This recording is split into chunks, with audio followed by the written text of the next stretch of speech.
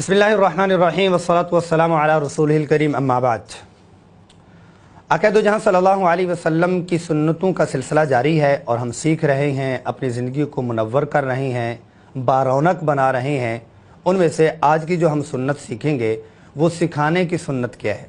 सिखाने की सुन्नत क्या है? हम किसी बच्चे को सिखाते हैं और किसी जिसको कहते हैं कि अपने महतायत को सिखलाते हैं, अपने ड्राइवर को सिखलाते हैं, अपने मालिक को सिखलाते हैं और अपने साथ रहने वाले दोस्त को सिखलाते हैं, बीवी को सिखलाते हैं, अपने नमाजी को सिखलाते हैं। सिखाने की जो मुस्तकिल तौर पर सुन्नत है वो है नरमी और रहमत।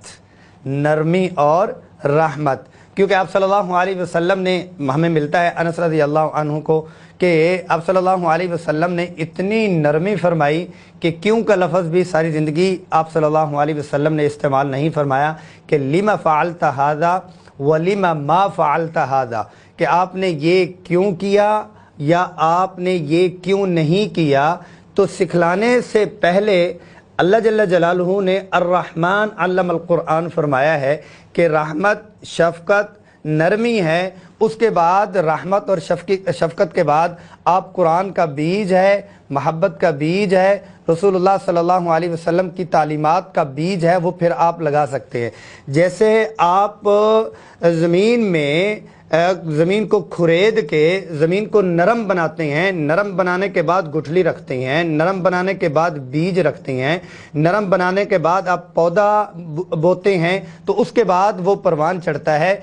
ऐसे ही तालीम का पौधा, ऐसे ही कुरान का पौधा, ऐसे ही तहज़ीब का पौधा, ऐसे ही सकाफ़त का पौधा, ऐसे ही आदाब के पौधे, फूल, पत्तियां और पूरा का पूरा बागीचा आप अगर लगाना चाहते हैं किसी एक दिल में, किसी एक शख्स में, किसी एक आँख में, किसी एक मुआशरे में, तो उसके लिए क्या है, सबसे पहले आपको जो गोडी करनी होगी वो नरमी की करनी होगी, वो नरमी की करनी होगी, वो नरमी की करनी होगी। आप हमारे यहाँ एक यूँ कह लें कि मुस्तकिल तौर पर कुरान पढ़ाने की जो सुन्नतें हैं उनमें से मुस्तकिल तौर पर आप देखते हैं कि वो नाज़रा कुरान हो या यूँ कह रहे हैं कि हिफ्ज़ुल कुरान हो या ये है कि तालीमे बालगा जिसको कहते हैं बड़ी उम्र वाले हों, तो हम इस चीज़ का इस्तेकाक समझ लेते हैं। जनाब उस्ताद हूँ, हमने तो मारें खाई हैं, हमने तो सख्तियाँ बर्दाश्त की हैं, तो क्या हो गया अगर हमने थोड़ा सा डांट दिया।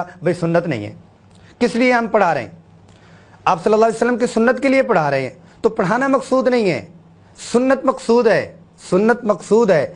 अगर उसका तरीका ही दुरुस्त नहीं होगा तो साफ सुथरा नहीं होगा, उससे गुजरने वाला जो अमल है वो कैसे साफ सुथरा होगा? एक पाइप है, उससे आपने पानी को गुजारना है, पानी को पहुंचाना तो आगे आपने है, लेकिन साफ सुथरा, ताहिर, तय्यब, पकीज़ा, मीठा पानी, अगर उस पाइप में गंदगी होगी, वो साफ सुथरा पानी तो है, वो उस गंदगी से गुजर के जाएगा तो वहाँ आगे उसके असरात क्या होंगे।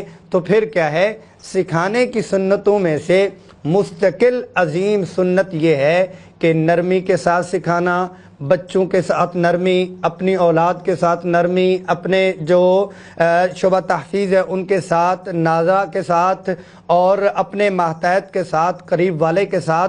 सिखाने से मुराद सिर्फ वो क्लास नहीं है, सिखाने के मुराद कोई भी चीज़ आप छोटी सी भी समझा रही हैं तो उसके लिए भी नरमी है।